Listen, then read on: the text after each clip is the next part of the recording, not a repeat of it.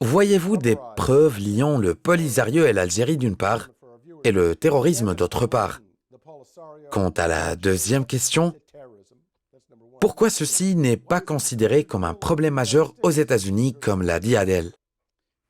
Certainement, Adam. En fait, les données confirment que le Front Polisario se comporte comme une organisation terroriste et que son discours est un discours terroriste, chose qui confirme ce qui a été dit à propos de ses actions.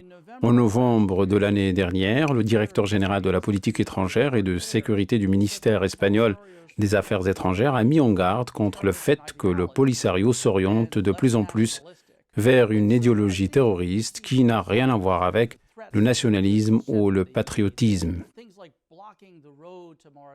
En fait, lorsque nous assistons à ces menaces au blocage et à la fermeture de la route reliant le Maroc et la Mauritanie et l'escalade de la violence, nous constatons que ces menaces sont des signes et des faits réels de terrorisme. Quant à l'Algérie, les obligations internationales des États exigent que ces derniers ne doivent pas permettre aux organisations terroristes d'agir sur leur territoire ou à travers leurs frontières. Pourtant, nous savons que tous les camps de Tindouf sont en Algérie et ce que fait l'Algérie, c'est d'essayer de nier toute responsabilité par rapport à ce problème en prétendant que le Polisario agit d'une manière indépendante, ce qui n'est pas convaincant.